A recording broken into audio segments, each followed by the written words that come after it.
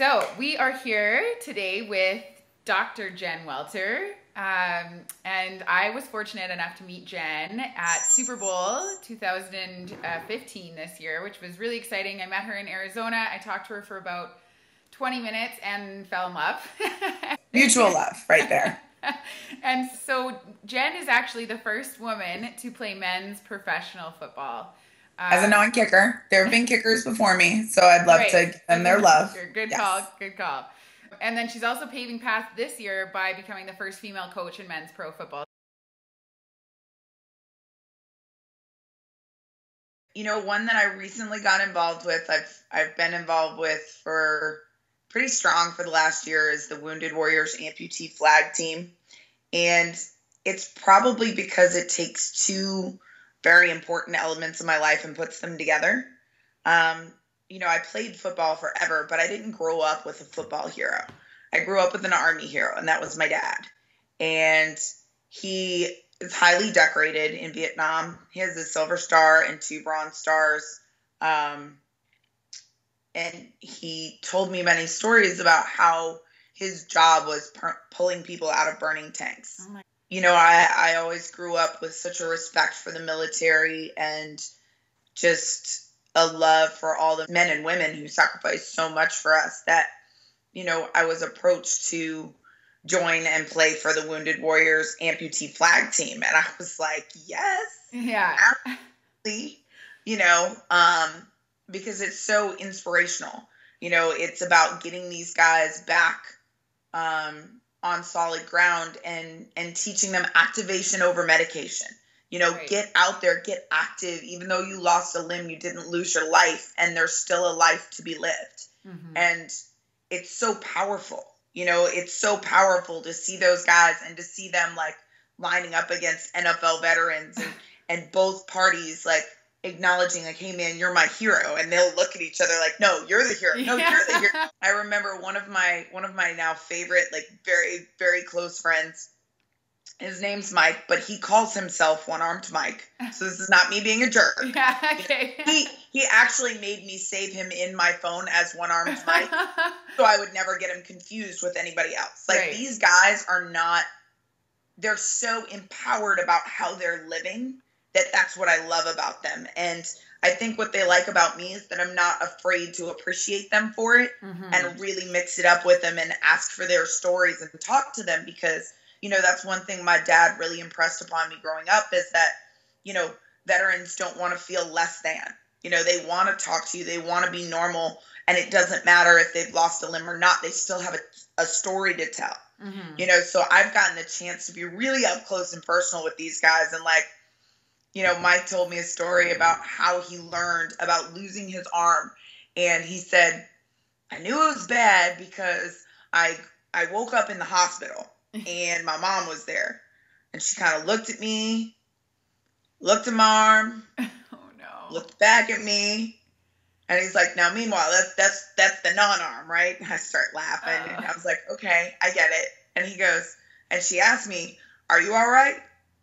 And I just kind of looked at her, and I said, "Yeah, I'm good. I'm just trying to figure out how I can be the sexiest black man in the world. Oh, sexiest one-armed black man in the world. Sorry. Don't let me forget that part." Yeah. And I mean, I was just dying, and they're so charming. Like another guy, he's walking, and he had just changed his street prosthetic to his sport prosthetic, right? Different leg.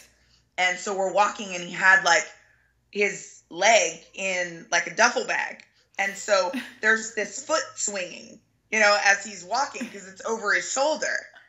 And I was like, you know, we're walking in a crowd and people in front of us were walking really slow. And I was like, I know you're tempted to just get him with the foot, right? Yeah. Oh my gosh, though. And he starts laughing and he's like, Jen, what you don't understand is most people underestimate me. And I was like, what? And he goes, they don't realize I can throw my leg over my shoulder. And he throws the bag over his shoulder. And I was like, oh my God, like I'm dying. No kidding.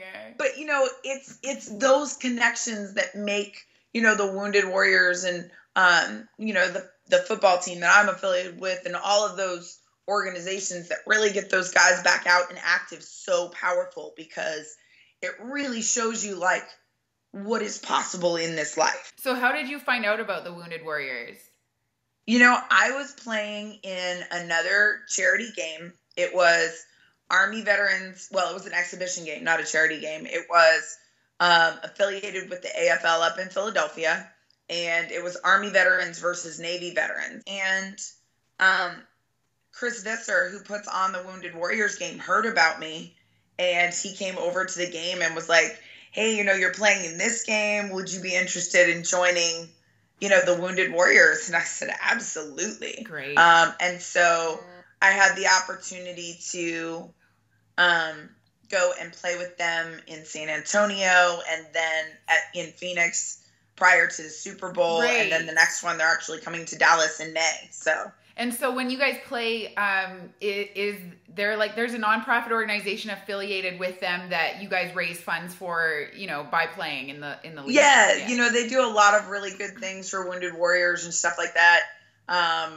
You know, and people basically donate to go and watch the game. And, you know, there's a lot of ex-NFL players that come out and play. And I mean, it's a great time. I mean, it was essentially sold out at the Super Bowl. Oh my gosh. It was ridiculous. Yeah. Snoop Dogg played at the Super Bowl. Really? Yeah. You know, the game itself is about getting those guys up. And that's the purpose. It's not even, you know, even if, like, to me, even if that was just the whole purpose of the game, was just to give those guys the opportunity to get up, play football in front of a crowd, and mix up with those NFL guys, like, that's a win in and of itself. Like, that's enough. Yeah. You know, what's better than that? Like, you're actually celebrating your veterans by doing that. Yeah. And then, so what else does Wounded Warriors do as an organization? Like, do you have like affiliation with them at all, or see what like some of the funds that are raised go to do? You know, I think mostly like the guys see it a lot more than I do, because I just come in, you know, in to play the games. Right. But they do a lot to support the veterans. And one of it, you know, one of the big pushes is, you know, getting those guys active. You know, there are a bunch of different, right. It's like a sub affiliation. That, you know, one of the guys I know does like the Special Olympics via it, and, you know, a lot of different things. I know that those things help with prosthetics, and, you know, there's so many great programs that come from the Wounded Warriors.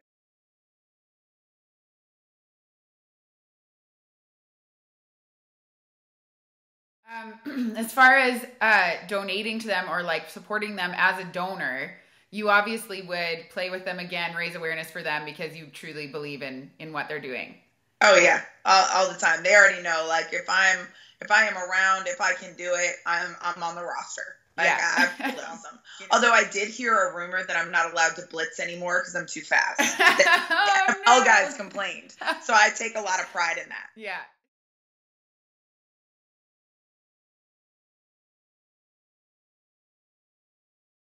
It's hard for charities to find a voice sometimes, you know, with your organization, to look out for charities and really help them get the resources that they wouldn't have any other way. Of course, I'm going to help you in any way I can. That is awesome. You're the best. As are you. Thank one, you. No one. Game knows game. You know, all those good things. Thanks so much, Jen. And we will be in touch really soon.